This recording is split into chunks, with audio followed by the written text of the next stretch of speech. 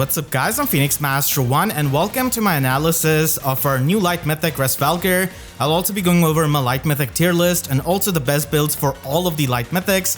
So here's Hresvelgr as a blue flying beast. We have seen her in the story mode and I didn't really think that she would be appearing here. I thought maybe it would be a green mythic, but it does make sense because we're going to be getting Nidhogger and Ratatoskr next month probably in the double OC banner. So here she is with her Quieting Claw, so this hasn't really changed from the story mode. This gives her minus one special cooldown, making Nimble Beast into a 2 cooldown special. And at start of turn, she's going to be inflicting minus 7 speed and defense debuff on the foes that are closest to her and the foes that are in 2 spaces of them. So it does have the splash effect, and then she also inflicts them with the exposure status and also the null miracle status. So the exposure status does help a lot of the player phase teams, especially the AoE units like Brave Felix and Emblem Sigurd. It does add to the AoE damage, and Null Miracle is going to be helpful when people are going to be plus merging Marnie and they're going to be putting her as their near savior. It is also going to be helpful against Hel, who is a dark mythic, but usually she's going to be a lot easier to kill compared to someone like Marnie, and we don't really have Fallen Maria that much in the meta anymore, so these are pretty much the 2 miracle units that she's going to be targeting. It does help that Null Miracle and Exposure are the higher priority when it comes to the cleansing of someone like Attune Micaiah, who's going to be using Ether Raid's defense. So if you use someone with a Ploy skill or like Bridal Embla, then you can pretty much use Hraesvelgr to force Attune Micaiah to cleanse her negative status effects, and then you could have some useful effects going on. And at sort of combat, if her HP is at or above 25%, then she can get plus 5 to all of her stats, and she also inflicts minus 10 debuff to foes' attack speed and defense, and the debuff that you get is dependent on the number of foes and 2 spaces of the target with any kind of bonus status or penalty status active on them, excluding the target times 3 and then added with 4. She also gets true damage based on the total number of bonus and penalty status effects active on any kind of foe and foes in 2 spaces of that foe. And this does not have any kind of cap to its true damage, so she can hit really hard when you combine a lot of negative status effects on the enemies and if they happen to have a lot of bonus status effects as well. This true damage unfortunately is not going to be getting added to her AoE specials, which is a bit of a shame because in conjunction with Asker, you could easily run momentum on her and then nuke something with an AoE special, but she's not going to be getting this true damage added into that. And she also has 40% damage reduction, and this is the regular pierceable damage reduction. And then she also has 50% damage reduction piercing built in her weapon, so she does have access to some piercing, does not really need Fierce Beast as much, and doesn't even need Beast Assault. And because she's a flying beast, she can get the +1 movement upon her transformation, and she does have Nimble Beast as her special. It is pretty much going to be the speed variant of Sturdy Beast, which is really helpful for someone like Halloween Leith. So this is going to be giving you the unpierceable 40% damage reduction, and there's no speed check required if you're transformed. So this is a pretty nice special for a lot of the faster BC nets that can already have access to the damage reduction piercing, though there are not a lot of fast BC nets that are really bulky. A lot of them are slow, so they would prefer Sturdy Beast. So this is a good skill, and then she's got another skill for the BC nets and Attack Speed Fortune. So I feel like this is an upgrade of a form skill by seeing its icon. So this makes the beast transformation easier for the unit, similar to how we have seen it on Halloween Asker. So if they're within 2 spaces of a beast or dragon, they can transform, or if the number of adjacent human allies is 2 or less than 2, then it is going to be helping you transform. And in Ether Raid's defense, you're going to be transforming instantly, similar to Halloween Asker. Now, even though this is on an offensive mythic, it's just there to tell you that this skill can also work in Ether Raid's defense, but I don't really think that people are going to be running that many fast beasts in Ether Raid's defense other than Bride Embla, and she already comes with Beast Assault, which does make the transformation easy. So it does have less applications in Ether Raid's defense, but it is going to be extremely useful for any kind of fast BC net to have better transformation, and also gives you Doubt Speed defense, which is extremely useful because you're not going to be running Lull Speed defense that much on these kinds of units. And then it heals up 7 HP after the combat, similar to the Wild skill. So this skill gives you all of those effects if you're transformed or if the foe initiates combat. So it's always going to be active in the enemy phase, and if you wanted to have it in the player phase always, then you need to be transformed, which this skill does help you with. And then she has got Speed Defense Near Trace 4, which is going to be giving her the Canto remaining +1 movement, minimum Canto 2. And then she has got Divine Talon as her exclusive Slotsy skill. She didn't really have this in the story mode, and this is an interesting skill. So it is going to be cleansing any kind of negative penalty status effects on herself and the allies in 2 spaces of her. Now, this is going to be excluding the penalties that are inflicted at the start of that same turn. So this cleansing is not the Freyr level of cleansing. It's not even Micaiah levels of cleansing. It is kind of like the Sapphire levels of cleansing. So it's not all that good actually, because this doesn't protect you against the feud and undefended status for your tanking units or for your safe tanks. And it is mainly there for the player phase units. So I guess it could be decent for the player phase teams, but cleansing is not that much needed on these kinds of player phase teams, because you have unit like Hraesvelgr who can move a few spaces and then get another action and cleanses everything on himself. An undefended status is obviously not relevant against those kinds of teams. I guess if we get Nidhogger as a Dark Mythic, and because she has got the Sabotage status on her weapon, then I guess this could help you. But yeah, unfortunately, this kind of cleansing is not the best, and it's not going to be saving you against Emblem for your tanks, and it's also going to be having limited viability in summoner duels because it's not Freyr or attuned Micaiah levels of cleansing. And then she has got the 1 HP friendly fire damage to herself and the allies in 2 spaces. This is similar to Brave Bernie, and I actually really like this because having a mythic who can enable the usage of Reciprocal Aid and Ardent Sacrifice can help you with the flexibility, and you could use Wings of Mercy and Vantage strats a lot easily. But usually I don't really see those strats being used that much, especially on the Gale Force teams. But Vantage itself isn't that strong of a playstyle, even with some insane Vantage units that we already have. And then at sort of turn, she's going to be giving the +1 movement to her Dragon, Beast, Infantry, and Armored allies in 2 spaces. This also includes the ranged infantry units, so that can make their movement better. So stuff like Asker, Freya, and Arthus can all have the extra 1 movement easily. But again, this is in the season with Mythic Loki, who can just get rid of your bonus status effect, so you need to keep that in mind.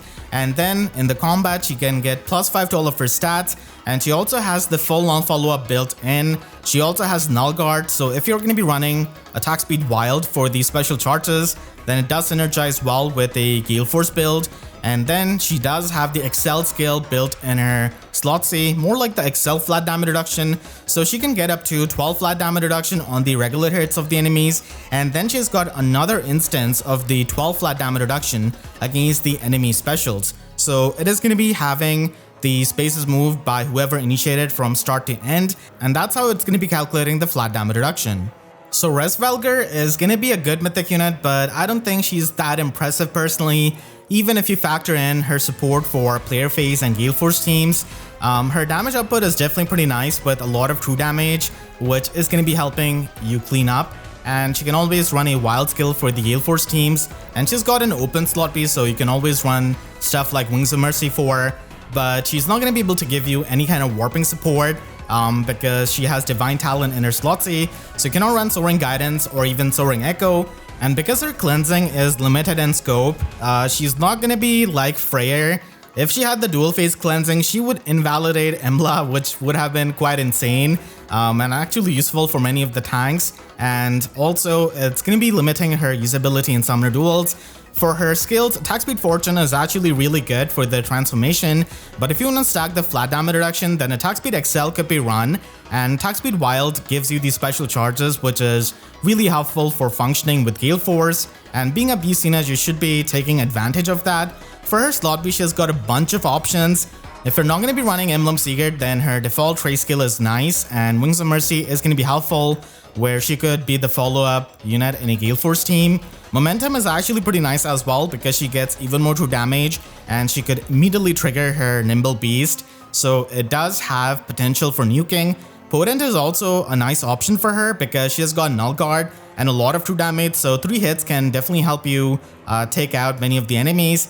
Aerial Maneuvers is also an option to get the mobility and the Desperation effect, and Beast Sense, I don't really like it that much, but if you're not going to be running Attack Speed Fortune, then I guess this is an option if you want to get more damage reduction. And for the Sacred Seals, Attack Speed Clash is going to be the main Sacred Seal, and you're going to be running the Beast Sacred Seal if you run Attack Speed Excel or Attack Speed Wild Inner Slot A.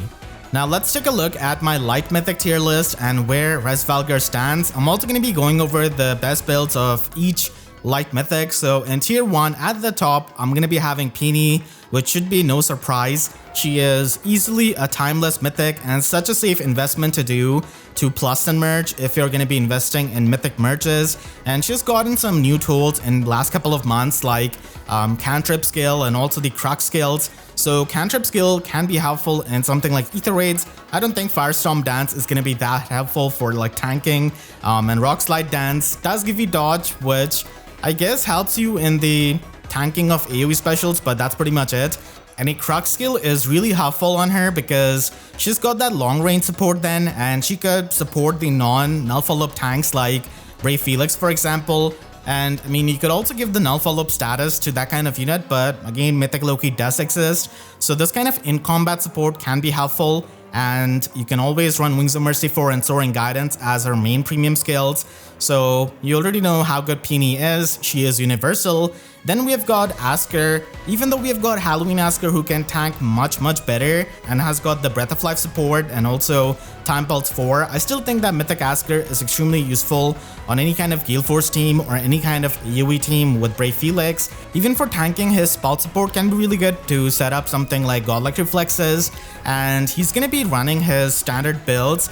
Even though he's not that fast, he can also use Attack Speed Wild, and if you run the Beast Sacred Seal, then you can get the full tempo effect out of his weapon, which does help a lot in Gale Forcing. And now we also have Emblem Marth, which makes it even easier for you to get the one-tap Gale Force. And if you give him all of the skills from Halloween Asker, then he could function with Sturdy Beast and Reopening. But if not, then Lagu's Friend 4 and Ignis is also an option if you want to go the bulky route. These are the only two tier 1 mythics in my opinion that can fit on any kind of playstyle and on any kind of team. So they are really flexible. And then starting off tier 2, I'm going to be having Hresvelgr. So she does have her shortcomings, and because of that, I cannot really put her in tier 1, but she is going to be at the top of tier 2 because of her damage output, the support that she can provide, and the true damage that she has got. So she's going to be here, and she does have a couple of options that she could run, as I mentioned. And then we have got Lumera. So Lumera has got a lot more value now because we have got an AoE nuke like Emblem Sigurd, and there's also the Divine Vein Ice Terrain of Brave Female Robin. And now Lumera with Emblem Sigurd Ring can actually be a pretty nice utility unit who can override the Ice Terrain with her Stone Terrain, so even offensively that could be used. And of course, being a dragon, she does have access to High Dragon Wall, and even on a budget she can give you the support of taking care of the Ice Terrain, which is so annoying nowadays, especially on that desert map.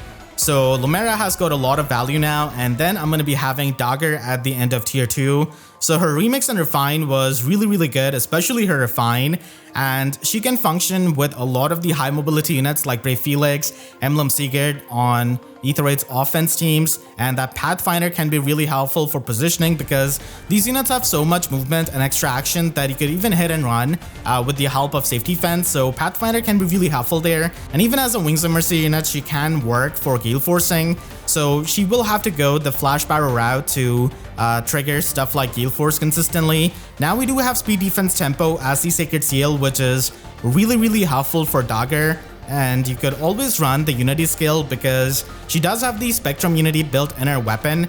So that could be helpful for stacking up a lot of stats, especially in her bonus season. And even though we have got Aided Dagger, Mythic Dagger is still really helpful in Summoner Duels, where she could still give out the Pathfinder support with her weapon, and in slot B run Buffer 4. So Buffer 4 is going to be giving you the AoE damage reduction, which helps you survive Emblem Sigurd with her monstrously high HP and bulk. So she can frontline quite well there, and she is going to be used a lot in Summoner Duels S. Reposition Gate is also another thing that she has got right now, and in a Wings of Mercy team, you're going to be replacing her preferred skill and running Wings of Mercy 4, and if you do that, then Time Pulse Echo does become an option that you technically can run for a one-tap Gale Force. Starting tier 3, I've got Uller. She has got an amazing weapon refine and remix, and she's the only unit in the game other than Emblem Marth who has got a potent follow-up attack at 100% strength. So that allows her to even kill modern far saviors like Duofiorm and Halloween Nagi, which is amazing. And she has got much better movement now because of Emblem Sigurd, and now she can even retreat because of its Kanto. So even on a budget, she can actually do a lot of good cleanup. You can use her with Asker so that you can pre-charge her Deadeye, and then you can immediately trigger Deadeye on your first attack, and then because of Flash Barrow and its special charges, you could trigger Deadeye again in that same round of combat on her third potent hit. And Shield Fighter armors don't really get the damage reduction against the potent follow-up attack, and that's why she's able to just kill a lot of the Shield Fighter far saviors. But keep in mind that they're going to be running Hardy Bearing many times, which is going to be stopping her Desperation effect. And there's also another Desperation nuke in Brave Bernie that they often have to face against. So that is going to be the major weakness of Uller. Despite her amazing nuking potential, a lot of top tier team are going to be having Hardy Bearing on their far savior. And then I'm going to be having Milla. So Milla isn't really all that useful anymore because isolation doesn't help as much. I mean, sure, you could isolate some rally trap units and dancers, but that's pretty much it. Even if you isolate someone like Felix, he's still going to be moving 3 spaces and then he's going to be attacking you, so it doesn't really stop a menace like him, and he's the main menace for Ether 8's defense in my opinion. But still, because of Milla being a dragon, you could run her with High Dragon Wall, and she was in holo forms, so most people got the skill on her, and you could just stack up a lot of defense and resistance to make sure that she can attract a lot of the debuffs from stuff like Dark Shrine. And you could even run the new Speed Rest Discord skill. So in the same logic which I gave before with Hresvelgr, you could just overload Attune Micaiah for her cleansing with her Milla's Churn Wheel and Speed Resistance Discord. So Isolation and Discord are going to be on the higher of the priority list when it comes to cleansing, and then maybe you could have another unit who can ploy them or something like that, and that could stay on that kind of team with Attune Micaiah. So that's also a way that she can be used. And if you have a plus in Milla as part of your Mythic core and you run a lot of player phase teams, then she has got a pretty big buff with Momentum 4. So you could just run Momentum 4, and with Infantry Pulse 4, she can be self-sufficient and nuke something with Blazing Wind, even with Wings of Mercy Echo. And it might seem a bit weird at first to see this kind of player phase AoE nuke Milla, but this has been a thing for more than 2 years, I think. Many Japanese players have been using her, and Arcane Prima does give you the true damage on your AoE specials. And before Momentum, people just had to use Wrath, but now Momentum is so much better for the special jumping, for getting even more true damage added. And then Emblem Sigurd can give you the Kanto, which is amazing for positioning. So understand that you will need to make your teams in a way that you've both got the options for player phase and enemy phase. You cannot tank all teams and you cannot Gale Force all teams. So there needs to be a balance if you want to have an easier time, reaching something like tier 39. So there, you're going to be running different builds on your Mythics that are going to be staying the same despite your different teams. And you could just use different builds depending on the playstyle of that team. Ending off tier 3, I'm going to be having Goto. So his support has also gained a lot of value because a lot of the times the little AoE damage reduction is not helpful because AoE specials can hit so hard, especially from someone like Emblem Sigurd, that even if you have Breath of Life, it is not going to be helping you survive because Emblem Sigurd has got really high defense and also has Fatal Smoke 4. So even with Lumera, you're going to be needing Goto support at the time to be foolproof to the AoE nuking. But keep in mind that Goto's status is a visible status for the AoE damage reduction, and it is going to be susceptible to being stolen by Tina, Nurgle, and also erased by Mythic Loki. So that's why I don't think he's a tier 2 support Mythic. But still, even at a budget, we could just run the Ruse 4 skill and Infantry Null Follow 4 from the Divine Codes and provide some support to your teammates. And again, just like Milla, he also has the access to Speed Resistance Discord, which you could use for the full debuff support. And Breath of Life 4 can also be used on Goto so that you can enable the healing on your main Omni tank. of course, he also has access to deploy skills, and if you want to go for a more bulky route and you want to use him in the combat, then Lagoo's Friend 4 is going to be the main slot B option that you're going to be using him with, along with Glacies. Starting off tier 4, I'm going to be having Nerthus, so a pure combat mythic like her is always going to be having an extremely hard time aging well because she has got no supportive effects to fall back upon, and her combat is not really all that good. She's going to be having a hard time killing a lot of the modern units that have unpierceable or flat damage reduction, but still, because she's a Cavalier, she could always be used with Emblem Secret to get that 4 movement, and she does get these special charges in her weapon, so she doesn't need to run a wild skill, and then she has got the Null Guard in her slot B. She also has a bit better damage output than someone like Freya because of having the damage reflection and Fruit of Life, so it could pair up well with Attack Speed XL. And Shadow Shift is another skill that she has got access to now, so at least she can provide that utility to your team, and she can provide some support with Beast Threaten and also get the Time Pulse 3 effect out of it on a 1-tap Gale Force build. And Attack Speed Fortune is extremely good for Nerthus because she doesn't want a wild skill, she doesn't really have any kind of effect that can make it easier for her to transform. So Fortune is going to be her main way of transforming really easily, and the Doubt Speed defense does help her a lot in the combat as well. Right after Nerthus, I'm going to be having her niece and Freya. So there are a few scenarios where I prefer Freya over Nerthus, mainly because Freya has got the innate Neon Trace effect built in her weapon.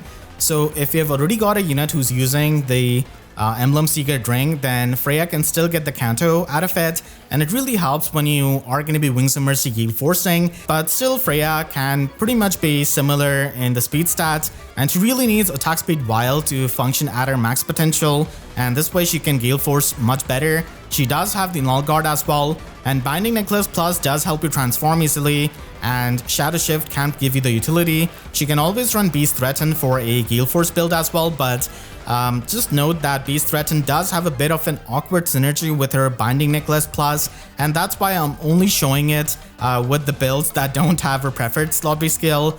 So she could also be used for 1-tap Gale Force now, and Momentum Nuking is also something she can do with Mercy Wing Echo and Beast Threaten, and because of the -1 special cooldown in her Weapon Refine. Finishing tier 4 off, I'm going to be having Air as the 3rd flying Light Mythic, and I've got a plus in Air. She's part of my Mythic core, and she has definitely gotten some amazing new tools now with Arcane Tempest, Potent Disarm, Shadow Shift, the Discord skill. So even on a basic build, you're going to be running Temari Dagger for its debuff and giving her the fodder of Rion Plumeria.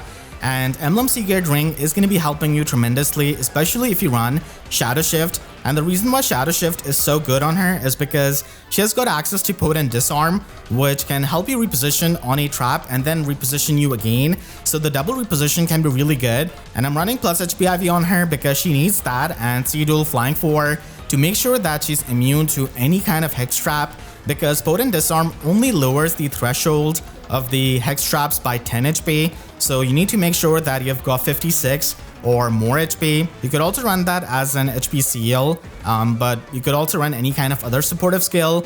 And then Soaring Echo is going to be her main attune skill, where she's going to be using it to provide the support.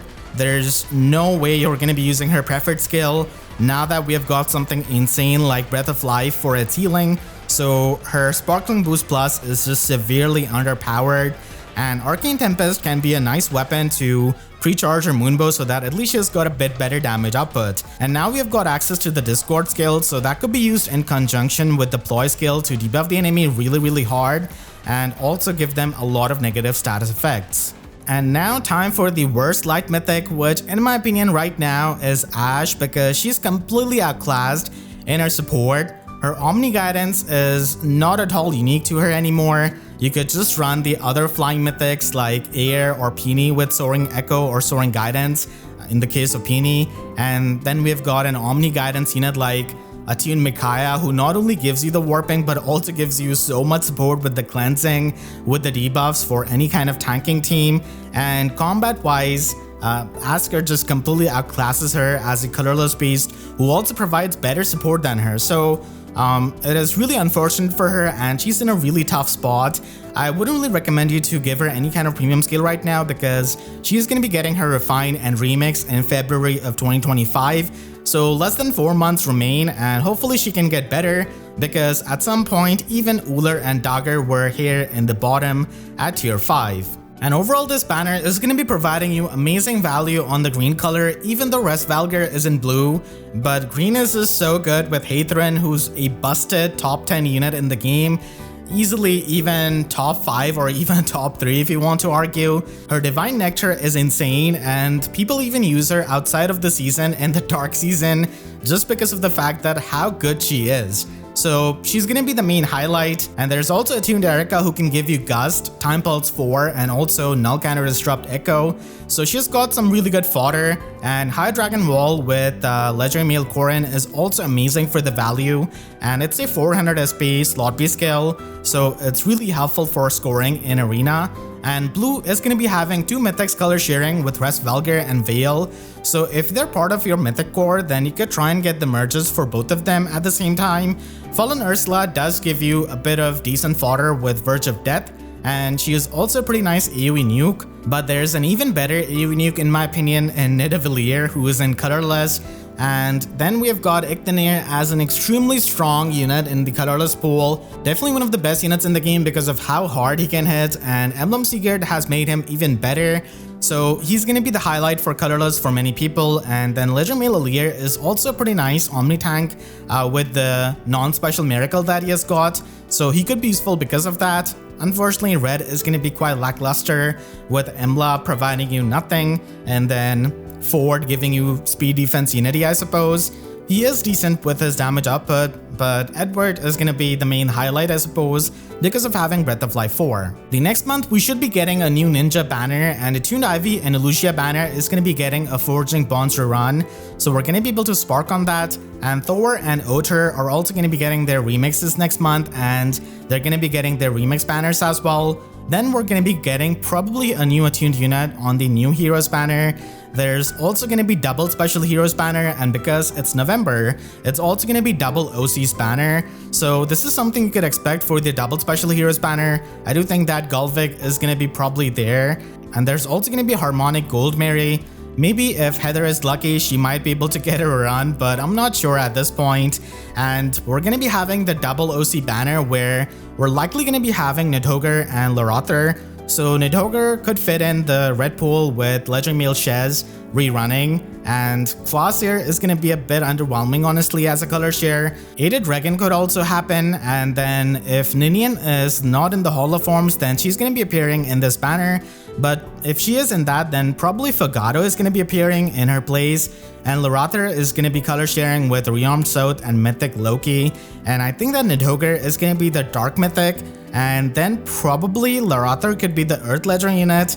They could make him a Mythic as well, there's definitely a possibility of that, but if they go the Legendary route, then he is going to be Earth because of the seasons that we have got starting from that time. Earth kinda makes sense for him because he's a tree, but he could also be an Anima Mythic to be really obnoxious, and that is going to be yet another really powerful Anima Mythic that you're going to be facing quite a lot. So I hope this can help you plan your summons, and I want to thank all of my YouTube members for their constant support. You can click the link on the screen right now to check out my breakdown of the Rearmed Marianne banner, and make sure to subscribe and hit the notification bell because YouTube sub boxes are about as functional as Hresvelgr's cleansing in the enemy phase. So with that said, I'll see you guys next time. Thanks so much for watching and have a great day.